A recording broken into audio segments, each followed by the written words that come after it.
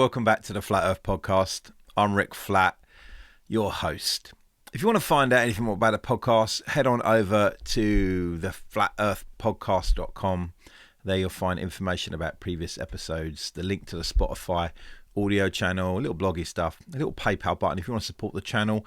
We're small, but we're beautiful. So if you want to support the channel, feel free to give, and anything you do give will be used to improve the channel. Lenses, cameras, lighting, holidays to Vegas, stuff like that. Things that will improve my life. Now you find me in a slightly different position and a slightly different mindset today. I'm working in a studio. This is the studio I built a couple of years ago now. Originally as a writing room. One of the things I'm attempting at the moment, very near actually finishing, is releasing a book. I want to be a writer. I've always enjoyed story, and I had a chance a while ago to really embrace it for a good few years. So I've done that. In the middle of publishing that, came across some obstacles, and I'm looking to solve them by now adding illustration to what I'm doing. Hence the wall of odd drawings behind me, and just a table full of like strange pens and sticks I'm painting with, and paper, and just trying to work it out really. But I thought it'd be a good time to sort of have a little chat about creation and art and skill. Now I'm going to fold this into a little bit of a review of Oppenheimer, which it was a film I knew I would enjoy, but I didn't think I would enjoy as much as I did. I love the films of Christopher Nolan. I've been with him since my first dabbling with him with Memento, which is a kind of a strange, chronologically disjointed film with Guy Pearce, Carrie-Anne Moss, and a couple of other people that you might recognise now, which is a great film, a technical marvel, a real screwy kind of mind film. And I think Nolan has of late been known for those kind of films. There's always a twist, there's always a turn, there's always some metaphysical parables going on, there's always the minor and the macro themes, there's a whole bunch of stuff going on. But I think it's safe to say that generally Christopher Nolan's films, though technically brilliant, have been a little cold. And I think going into Oppenheimer, I heard it was 3 hours, and I was like, oh man, that's a minute, you know. And I'm like, I'm sure it'll be bravado and awesome. But it's essentially a character study. It's essentially the story of Oppenheimer's life. And sure, it's set in the context of that era and a bunch of different things that are going on there politically and culturally and all that sort of stuff. But generally, we're looking at one man here. And I thought, oh, how am I going to live with 3 hours of Nolan if it's quite a linear story, and it actually ended up being anything but. Because I look over it, you got Memento. I love that film. You got The Prestige, which people kind of hate on, but I love The Prestige. Hugh Jackman, Christopher Bale, great story again. A little bit of heart in there, but still more technically brilliant than sort of emotionally resonant. Interstellar, which has its emotional moments, but had for me an end so funky I couldn't get round it. Obviously, the Dark Knight trilogy, which was just the benchmark, the gold standard for superhero movies back in the day, before Marvel really kicked some ass. But even those, you look at them now, they're a little cold. You know, they're good on character and extravagant show. We had Tenet, again, first film I saw after lockdown, went with a friend of mine, and technically brilliant film, but man, twisty as all hell, you know. And it's funny because I took all those feelings into Oppenheimer, but I'd heard good things, but I tried not to learn too much about the actual film, a little bit about the guy Oppenheimer, but not much. But one of the things when I got there, the overwhelming feeling was that I was watching an artist at the very peak of his powers. Now, I don't mean that he won't make a better film, and I don't mean the film's perfect, but I mean in this moment, he was just working with everything he had, every skill that he'd garnered along the way. He had somehow smushed into Oppenheimer's 3-hour running time, technical brilliance, discombobulated chronological storytelling, sound editing. Oh my gosh, Oppenheimer's got to have the best sound editing of maybe of any film I've seen in the cinema. I mean, I know there are films that have done great, but for me in my life, films I've seen at the cinema, I think Oppenheimer is up there with their use of sound. And the some of the stuff I did see, Nolan's insistence on using practical effects, trying not to CGI too much, although he must have CGI'd some stuff to clean up some stuff. I don't think any films can get away with that now. It's just a cheaper way of doing simple things. So yeah, technical, like the extravagant. But I just had this sense like this man is working at the very peak of his powers, and it's maybe because I'm leaning into things that I'm doing for the first time, and I'm very much not at the peak of my powers. I'm very much in the entry level of the waiting room to get on board powers. It really struck me, that and a couple of other things, but I'm not going to do too much of a kind of scene by scene review of Oppenheimer, because what I really want to talk about is the creativity and excellence, but also the danger of men. Now, I'm a man's man. You can't see it, but off to the right of me, there's just a wall full of knives. There's a sword on the wall here.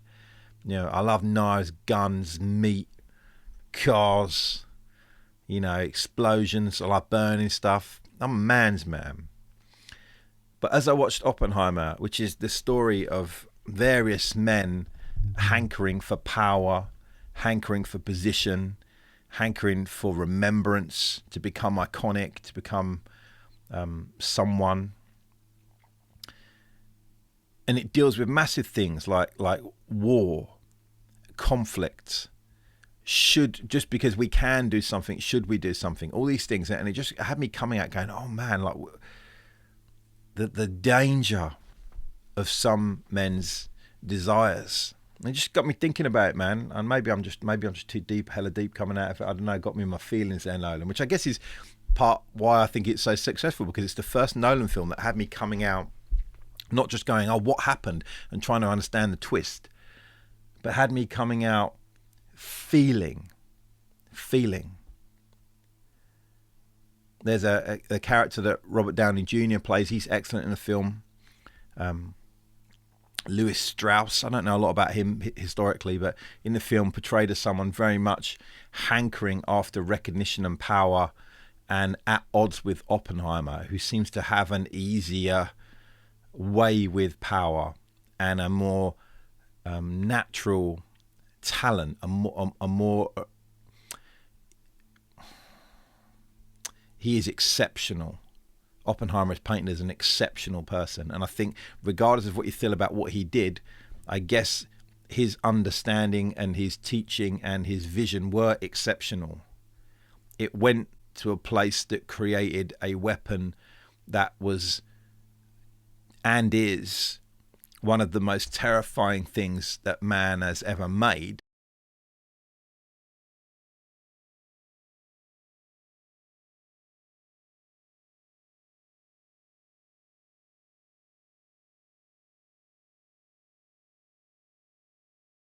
But I guess the drive behind it was still just this, he was an exceptional person. So you got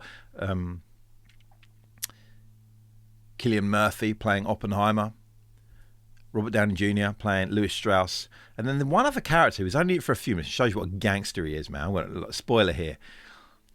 I think it's Roosevelt, one of the US presidents, sorry for not being off my US history, right? Played by the top don, man of the hour, just good in everything he's in, even the stuff that he's bad in.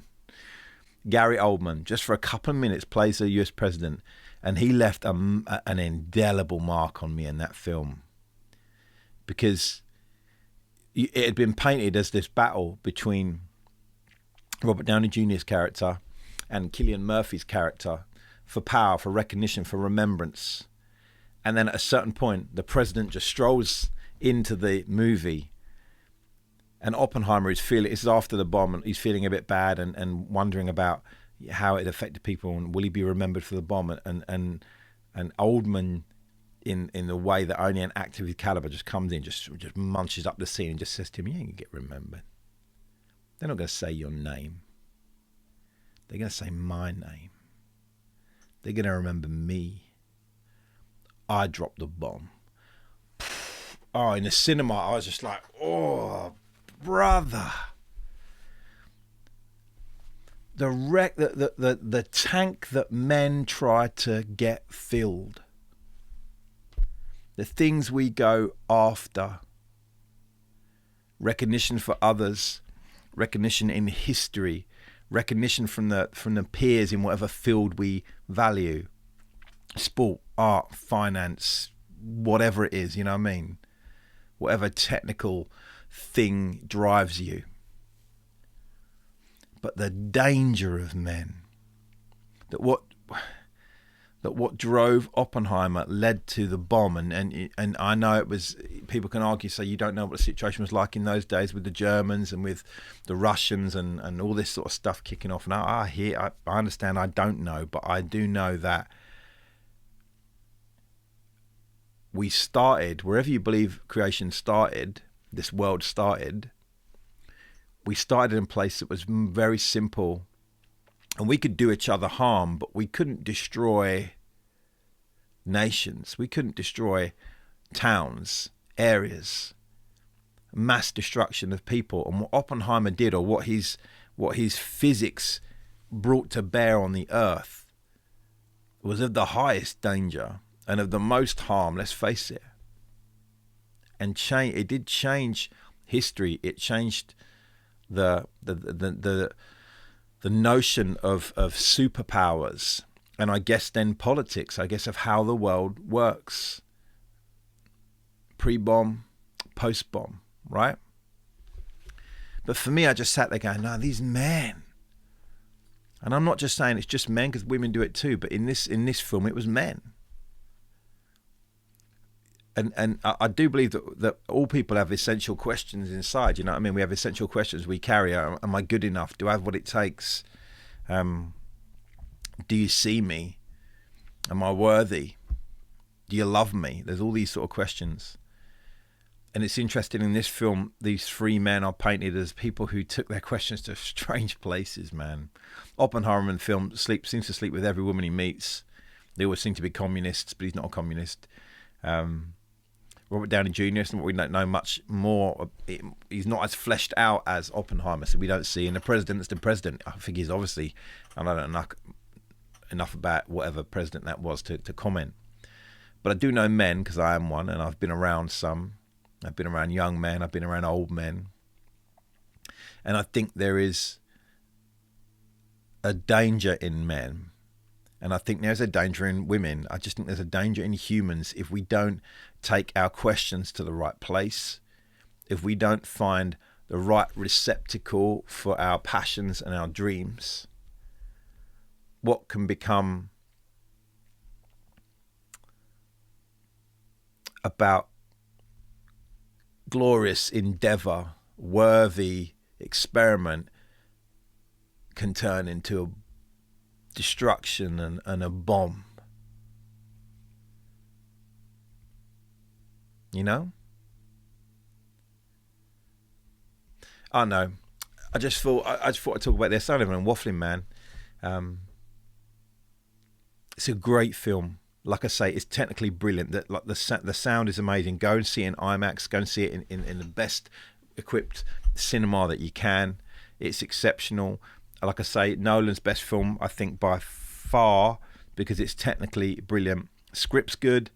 Editing's amazing. Amazing editing. But the sound, God, mate, the sound. And the most telling moment of the film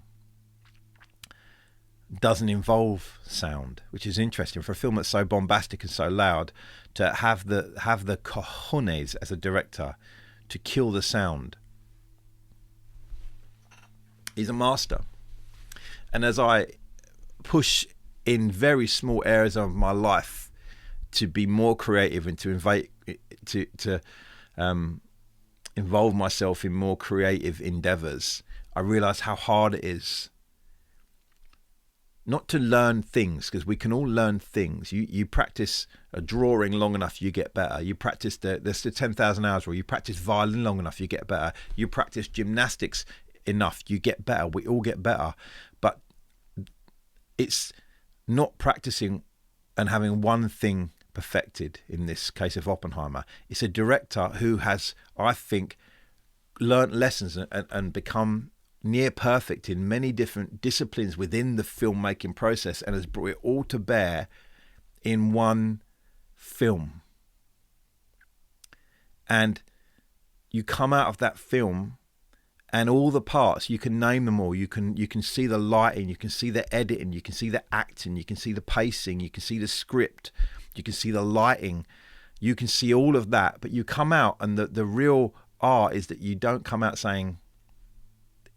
talking about just those bits. You over go, I felt something. It was a film with feeling, you know? This film came out at the same time as Barbie. There was lots of stuff talking about Barbenheimer. I don't know if you heard this, you know. And I just said to my wife, because my wife and my girls went to see Barbie, and they came back just very confused. They didn't really understand the film. And they said to me, do you reckon Oppenheimer's going to be better than Barbie? I said, I don't know. I don't know if it will be better, in the sense of, I don't know if you sit down, which one you'll enjoy more right now. But I can tell you in 10 years, in 18 months, but certainly in 10 years and in 20 years, we will still look back at Oppenheimer and talk about it. It'll still be touching people. People will be discovering it in years to come. Barbie will be somewhere on like some streaming channel for free, and that's it. It'll be a film some people made once. We can't remember who they are. Oh no, man. This has been the strangest review of Oppenheimer ever. I don't know if this is helpful at all. Get your ass to the cinema and see it if you've not seen it. And if you did see it and you loved it, mate, why not? What? Let's go see it again, right? Let me know. Comment below. We'll meet up. Not really. I'm not going to meet any of you. That's just weird. Anyway, that's it. I got to get back on with this stuff I'm doing, man. I got to become the artist. Anyway, bless you guys. Hope you're having a great week. And I'll see you next time for another bit of this flat earth situation. Laters. Be well. Be well? Fucking Spock over here.